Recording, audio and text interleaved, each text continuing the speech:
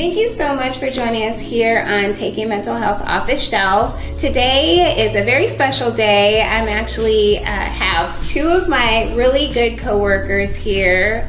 We all work at Loma Linda Behavioral Health Institute. And so I just want to introduce Denise Dunn.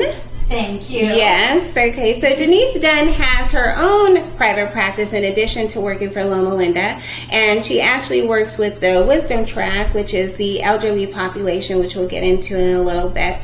And she's had 7 years of experience, 7 years of expertise in the field. Hey, little, plug in. Okay, so we want to welcome Lorriane Heterle to the show as well. And she is also an active therapist working in the innovation program, which specializes with borderline personality, major depression, anxiety, post-traumatic stress disorder. I mean, there's a whole host of things that she has a lot of knowledge on. But today, in particular, we're going to talk about young professionals trying to get treatment. It's one of the things that is just... It's just a difficult thing, just because young professionals trying to get treatment, there's a lot of stigma behind it. There's a lot of thoughts around not being... I don't know. What do you say, Lorriane? What would you say? Good enough, professional enough, meeting expectations. Okay, so not like professional enough to seek treatment? What do you mean? Well, there's just, are you talking about the stigma around? Yeah, the stigma around young professionals trying to get treatment, just because that is an issue. I've seen it. You've seen it. So just in the field, there's expectations that a professional doesn't need help. They're the experts, yes. The expert in the field, and so seeking help is oftentimes done under the wire or almost without telling other people. Okay, so kind of like in secret. Yeah. Okay, in secret. Yeah, you know what? And I'm glad that you brought that up, just because there's a lot of secrecy behind it that leads to really a lot of loneliness. Absolutely. A lot of loneliness, and then you're feeling as though you have to kind of depend on your own devices to try to think your way through. That's what I've noticed. Like, people are like, I need to be able to like think my way through the situation, or I'm too smart, or I should. This is it right here. The should statements. Yeah, the should statements. Like, oh, I should be able to get through this. And I think that that's one of the major common things that I hear with people who are young, professional, and we're talking about like medical field, we're talking about young lawyers, right? Yes. Okay. So what do you say to them when they come to you and they're like, I have this issue, but there's a lot of resistance in their treatment process? Like, how do you keep them coming back? How do you keep them interested in seeking treatment? How do you manage the distortions around that?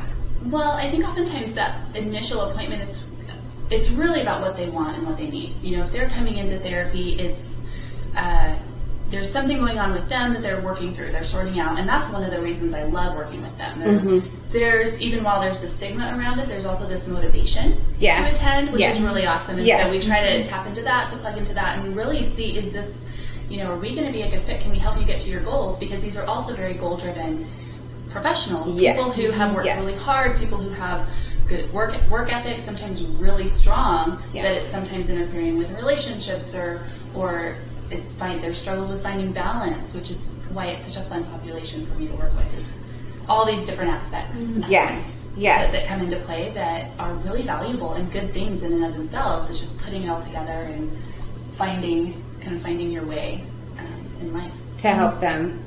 Okay, I see your head nod, Denise, up there in the corner. I feel like you have some input on this situation right here. Go ahead and talk into the mic. Yeah. Go ahead. Yeah. I was just wondering how being goal-driven how it affects their therapy. Well, as a therapist, I'm really excited to have it. But sometimes that means that instead of pushing them forward, or it's not my goals that we're working on, it's theirs. And the fact that they're goal-driven, sometimes the challenge is slowing that down a little bit to understand the process and understand, is this the goal that you want? Where is this goal coming from? Is this where we want to go? What's getting in the way? Why is this frustrating? What are we bumping up against? There's so many questions around goals that, when people come in with goals, that's their dream. They know what they want, they know where they're wanting to go, that's their direction. Yes. So the challenge is actually more slowing it down. Yes. Pausing, how can we hit pause? Yeah. And say, is this where we want to go? Yes. Yeah. So I'm wondering too, like how that barrier how it can also be a barrier in treatment, as far as because they are so goal driven. That must be just a constant challenge to always having to evaluate those goals to meet them where they're at. Is that true? Sometimes. I think with a lot of young professionals, again, they've spent their life, to get where they are.